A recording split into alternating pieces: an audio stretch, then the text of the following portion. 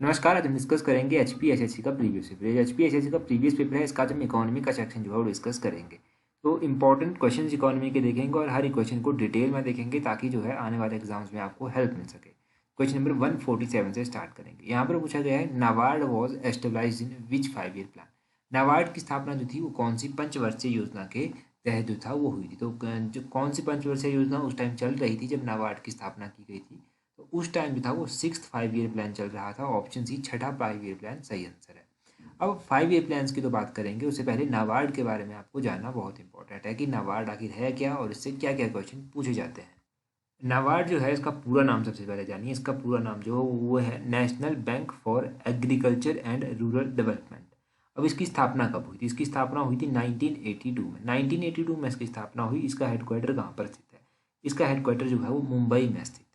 और ये कब जो था, जब ये बना था उस टाइम 6th 5 ईयर प्लान जो था वो चल रहा था। अब ये 5 ईयर प्लान से रिलेटेड क्वेश्चन भी पूछा जाता है कि 5 ईयर प्लान जो था वो कब स्टार्ट हुई थी। तो 1951 से लेकर 51 में जो था वो पहला 5 ईयर प्लान आ गया था।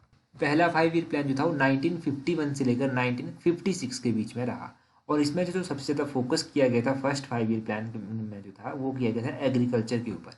और फिर 6th 5 ईयर प्लान, इसके बारे में भी जान लीजिए। ये 1980 से लेकर 1985 के बीच में था 6th 5 ईयर प्लान।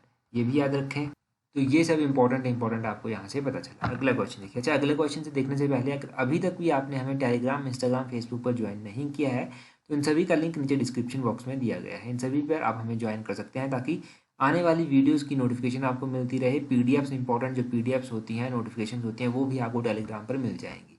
148 देखिए। तो 148 में पूछा गया है, national renewable fund was constituted for the purpose of. तो राष्ट्रीय नवीनीकरण जो निधि थी, इसकी रचना की गई थी। किस उद्देश्य से इसकी रचना की गई थी? तो 148 का जो है वो ऑप्शन डी सही आंसर है, restructuring and modernisation of industries. तो उद्योगों की पुनर्संरचना और आधुनिकीकरण के लिए जो था इसकी इस पर्पज से जो था इसको कॉन्स्टिट्यूट किया गया था। अब यहाँ से आप क्या जानेंगे? ये जो नेशनल रिन्यूएबल फंड था, जिसको एनआरएफपी कहा जाता है, इसकी स्थापना कब की गई थी? इसको कब सेट किया गया था? तो इसको फरवरी 1992 में जो था वो सेट किया गया था। पहले आप ये याद रखिए कि 1992 में जो था इसको सेट किया गया था। दो क्वेश्चन अब यहाँ से आपके लिए बन गए। पहले तो इसको कॉन्स्टिट्यूट क्यों किया गया और इसको कब सेट किया गया? तो 1992 में सेट किया गया और उद्योगों की पुनर्संरचना और आधुनिकीकरण के लिए जो था इसको कॉन्स्टिट्यूट किया गया था। तो ये सब आप याद रखिएगा। यहाँ से अगला क्वेश्चन है 149। यहाँ पर पूछा गया है, who formulates the monetary policy in India. तो भारत में जो था वो मौद्रिक नीति की सूत्रबद्ध कौन करता है? भारत में मॉनेटरी पॉलिसी की अगर हम बात करें तो मॉनेटरी पॉलिसी को कौन फॉर्मुलेट करता है? इसको ऑप्शन बी आरबीआई जो है वो फॉर्मुलेट करता है। आरबीआई बोले तो reserve bank of India. Reserve bank of India की अगर हम बात करें तो मॉनेटरी पॉलिसी को ये फॉर्मुलेट करता है। और रिजर्व बैंक ऑफ इंडिया की स्थापना कब की गई थी? रिजर्व बैंक ऑफ इंडिया को 1935 में जो था वो स्थापित किया गया था। अब 1935 में तो उसको स्थापित कर दिया गया। फिर इसको नेशनलाइज कब किया गया? तो इसको नेशनलाइज किया गया 1949 में। ये दो कॉन्सेप्ट हैं आरबीआई के बारे में। और आरबीआई का हेडक्वार्टर कहाँ पर स्थित है? आरबीआई का हेडक्वार्टर जो है वो मुंबई में स्थित है। प्रेजेंटली बात करें तो रिजर्व बैंक ऑफ इंडिया के गवर्नर कौन है? तो गवर्नर प्रेजेंटली जो है उनका नाम है शक्तिकांता दास। तो शक्तिकांत दास जो है वो प्रेजेंट टाइम में रिजर्व बैंक ऑफ इंडिया के गवर्नर हैं। नेक्स्ट क्वेश्चन देखिए हमारे पास क्या दिया गया है। 150 क्वेश्चन यहाँ पर पूछा गया है, which of the following is not a source of tax revenue collected by government of India. Bharat सरकार के द्वारा संग्रहित कर राजस्व का निम्नलिखित में से कौन सा एक स्रोत नहीं है?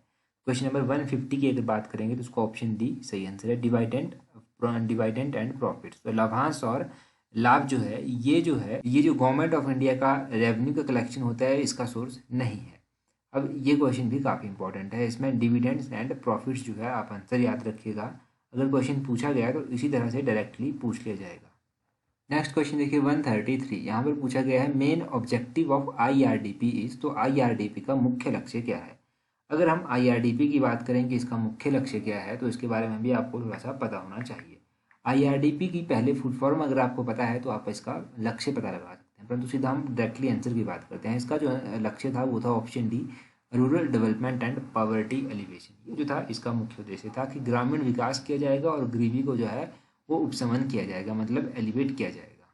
तो ये आपको इसका ऑब्जेक्टिव पता चल गया। इसकी फुल फॉर्म आपको पता होनी चाहिए। इसकी फुल फॉर्म थी इंटीग्रेटेड रूरल डेवलपमेंट प्रोग्राम। याद रखिएगा, कई बार ऐसे पूछ लिया जाता है कि आईआरडीपी में आई किसके लिए स्टैंड करता है। तो आई स्टैंड करता है इंटीग्रेटेड।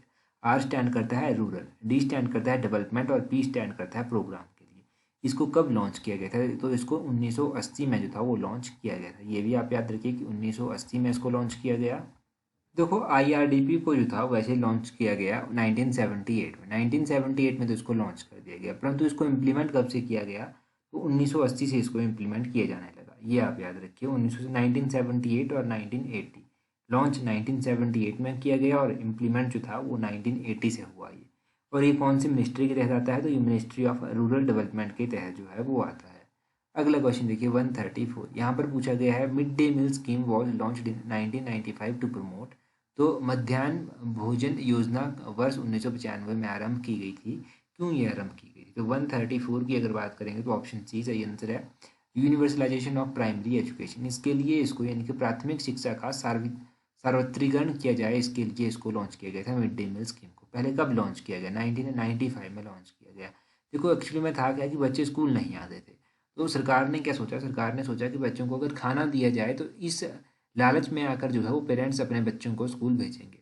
तो जो गरीब लोग हैं जो अपने बच्चों को कम उम्र से ही काम में लगा देते हैं, उन्होंने क्या किया कि देखा कि स्कूल में बच्चों को खाना मिल रहा है और भी सुविधाएं मिल रही हैं, तो उन्होंने बच्चों को फिर स्कूल में भेजना शुरू किया। यहाँ से क्या हुआ? यहाँ से यूनिवर्सलाइजेशन ऑफ प्राइमरी एजुकेशन हुआ कि प्राइमरी एजुकेशन में बच्चों की स्ट्रेंथ बढ़ गई और सभी को जो है ये शिक्षा मिलने लगी।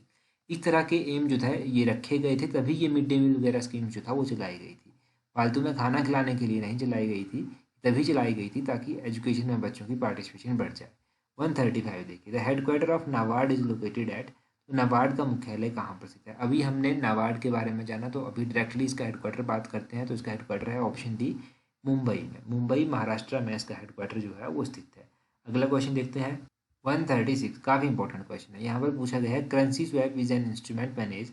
तो करेंसी स्वैप एक उपकरण है जो नियंत्रित करता है। तो करेंसी स्वैप कैसा इंस्ट्रूमेंट है और ये किसको नियंत्रण करता है? ये नियंत्रण करता है option D, cash flows in different currencies. Different currencies में जो कैश फ्लो होता है उसको जो है ये मैनेज करता है। तो इंपॉर्टेंट क्वेश्चन है, मैं कहूँगा मोस्ट इंपॉर्टेंट क्वेश्चन है। करेंसी स्वैप जो है वो मैनेज करता है जितना भी कैश फ्लो होता है अलग अलग कंट्रीज में, उसको ये मैनेज करता है। 137 देखिए, पता नहीं कितनी बार ये क्वेश्चन एग्जाम में पूछा गया होगा, तो इस क्वेश्चन को भी याद रखिएगा। 137 में पूछा गया है गिल्ट एज्ड मार्केट मीन्स। तो ये जो गिल्ट एज मार्केट होती है इससे क्या आशय है? इससे ऐसे आशय जो है वो है मार्केट ऑफ गवर्नमेंट सिक्योरिटीज। ये इससे आशय है सरकारी प्रतिभूतियों का मार्केट। 137 का ऑप्शन बी सही आंसर है। ये क्वेश्चन बहुत बार HPSSC के द्वारा पूछा गया है और इसी तरह डायरेक्टली क्वेश्चन उठा के पूछ लिया जाता है, कुछ भी चेंजेस नहीं किए जाते हैं। ज़्यादा यहाँ से नहीं जानेंगे, अगले क्वेश्चन की ओर बढ़ेंगे। Monetary policy of India is announced by. पीछे हमने क्या पढ़ा? Monetary policy of India regulates by. यहाँ पर पूछा गया है अनाउंस्ड बाय। इन दोनों का ही आंसर होगा गवर्नर ऑफ RBI या फिर reserve bank of India. Option A जो है वो सही आंसर है। अभी मैंने आपको बताया कि रिजर्व बैंक ऑफ इंडिया के गवर्नर कौन है। तो कौन है रिजर्व बैंक ऑफ इंडिया के governor? Reserve bank of India के गवर्नर का नाम है शक्तिकांत दास। ये याद रखिए। अगला क्वेश्चन देखते हैं, डायरेक्टली यहाँ से चलते हैं। तो यहाँ पर पूछा गया है which gives major contribution to total deficit of government of India. तो भारत सरकार के कुल घाटे में किसका प्रमुख योगदान रहता है? तो जो प्रमुख योगदान रहता है भारत सरकार के कुल घाटे में वो किसका रहता है? वो रहता है फिस्कल डेफिसिट। ऑप्शन सी जो है वो सही आंसर होगा। राजकोषीय घाटा उसको कहते हैं। अगर फिस्कल डेफिसिट के बारे में मैं आपको बताऊं तो उसका मतलब ये होता है गवर्नमेंट की इनकम जो है वो कम है और गवर्नमेंट की जो स्पेंडिंग है, इनके जो खर्चा है वो ज़्यादा है। एक तरफ से ये समझिए आप। नेक्स्ट क्वेश्चन देखिए हमारे पास क्या पूछा गया है। यहाँ पर पूछा गया है invisible export means export of. तो अदृश्य निर्यात का आशय निम्न के निर्यात से है। इनविजिबल जो एक्सपोर्ट है उसका मतलब किसके एक्सपोर्ट से है? तो 140 क्वेश्चन का ऑप्शन ए सही आंसर है, सर्विसेज। इनविजिबल एक्सपोर्ट का मतलब जो है वो है एक्सपोर्ट ऑफ सर्विसेज। सेवाओं के निर्यात से इसका जो है वो मतलब है। अच्छा, अब इनविजिबल एक्सपोर्ट के बारे में आपको पता चला कि इसका मतलब है एक्सपोर्ट ऑफ सर्विसेज। यहाँ से आप GDP के बारे में जान लीजिए। GDP का पूरा नाम जान लीजिए। GDP की जो पूरा नाम होता है वो होता है ग्रॉस डोमेस्टिक प्रोडक्ट। ये GDP का पूरा नाम होता है। ऑप्शन में आपके पास दे दिया जाएगा gross domestic product, goods domestic product और इस तरह के अलग अलग ऑप्शन दे दिए जाएंगे, परंतु याद रखिएगा ग्रॉस डोमेस्टिक प्रोडक्ट जो है इसका सही मतलब होता है। क्वेश्चन नंबर 101 देखिए, यहाँ पर पूछा गया है the outlines of a second 5 year plan was made by. द्वितीय जो पंचवर्षीय योजना थी इसकी रूपरेखा किसके द्वारा रखी गई थी? तो इसकी रूपरेखा रखी गई थी? ऑप्शन सी पीसी महलनोबिस के द्वारा। तो पीसी महालनोबिस के द्वारा रखी गई थी इसकी आउटलाइन। अगर हम सेकंड 5 ईयर प्लान के बारे में बात करें, हमने अभी जाना थोड़ी देर पहले कि पहला जो 5 ईयर प्लान था वो कब से लेकर कब तक था? वो था 1951 से लेकर 56 के बीच। दूसरा 5 ईयर प्लान जो था वो था 1956 से लेकर 1961 के बीच में। तो ये आप याद रखिएगा, पहला 5 ईयर प्लान कब से लेकर कब तक था, दूसरा 5 ईयर प्लान जो था वो कब से लेकर कब तक था। अब बाकी तो ज़्यादा यहाँ से जानने को नहीं मिलेगा। अगला क्वेश्चन देखते हैं डायरेक्टली। यहाँ पर पूछा गया है who sets up the base rate of banks. तो बैंकों के लिए आधार दर कौन तय करता है? तो बैंकों की जो बेस रेट होती है वो कौन तय करता है? 102 का ऑप्शन ए सही answer, reserve bank of India. Reserve bank of India जो है वो बेस रेट तय करता है बैंकों के लिए। बेस रेट कहते किसको है? देखिए, बेस रेट जो है उस रेट को कहते हैं जिससे नीचे जो है वो बैंक जो है वो कर्ज नहीं दे सकता। इस रेट से नीचे जो है वो बैंकों को कर्ज देना अलाउ नहीं है। ये जो बेस रेट होता है इसे जो है कर्ज की जो है वो मिनिमम रेट भी माना जाता है, मतलब न्यूनतम ब्याज दर भी माना जाता है। तो बेस रेट के बारे में आपको थोड़ा सा तो पता चला ही होगा। अच्छा, यहाँ से आरबीआई तो इतने बार आ रहा है, यहाँ पर फाइनेंस मिनिस्ट्री भी ऑप्शन में साथ आ रहा है। तो प्रेजेंट टाइम में अगर बात करें तो फाइनेंस मिनिस्टर कौन है? तो फाइनेंस मिनिस्टर प्रेजेंट टाइम में है निर्मला सीतारमण। इनका नाम भी याद रखिए। 103 क्वेश्चन देखिए, the ways policy in India is based on. तो भारत में वेतन नीति आधारित है। भारत में जो वेतन नीति है वो किसके ऊपर आधारित है? 103 का option C cost of living जो है वो सही आंसर है। कॉस्ट ऑफ लिविंग के ऊपर आधारित है भारत की वेज पॉलिसी। क्वेश्चन नंबर 104 देखिए, यहाँ पर पूछा गया है which of the following states has the literacy rate lower than the national average. तो राष्ट्रीय औसत की तुलना में निम्नलिखित में से किस राज्य का साक्षरता दर सबसे कम है? देखिए, ये क्वेश्चन जो था मैं ऑफिशियल आंसर की के अकॉर्डिंग, जो फाइनल आंसर की थी उसके अकॉर्डिंग इसका आंसर आपको बता देता हूँ। तो 104 का ऑप्शन सी आंध्र प्रदेश जो है वो सही आंसर है। आंध्र प्रदेश का लिटरेसी रेट जो है वो lower than average national income है। तो ऑप्शन सी आंध्र प्रदेश जो है वो सही आंसर है। अगर 2011 की जनगणना के अनुसार हम बात करें तो भारत का जो लिटरेसी रेट था वो क्या था? वो था 74.04। 74.04 जो था ये भारत का लिटरेसी रेट था एज पर 2011 सेंसस। और इसमें से मेल लिटरेसी रेट कितना था भारत का? तो मेल लिटरेसी रेट था 82.14%। ये मेल लिटरेसी रेट था। और फीमेल लिटरेसी रेट कितना था? तो फीमेल लिटरेसी रेट था 65.46%। ये जो था फीमेल लिटरेसी रेट था भारत का। तो ये आप याद रखिए, मेल लिटरेसी रेट हो गया, फीमेल लिटरेसी रेट हो गया, ये सब आपको पता होना चाहिए।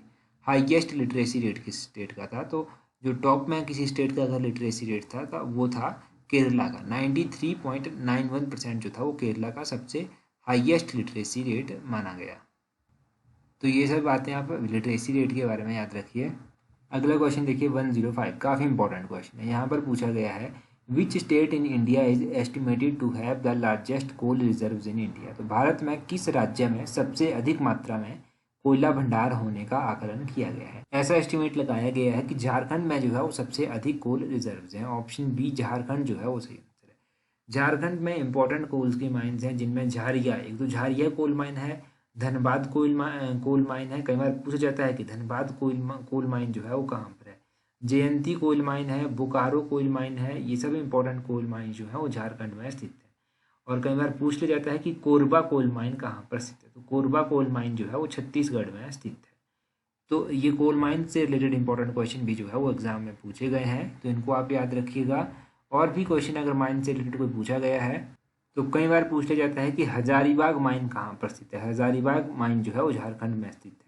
तो ये सब आप इंपॉर्टेंट छोटी छोटी चीज़ें याद रखिएगा। जितना भी बता सकते थे उतना बताने की कोशिश की। So that's all for today. Thank you very much for watching and listening it very patiently.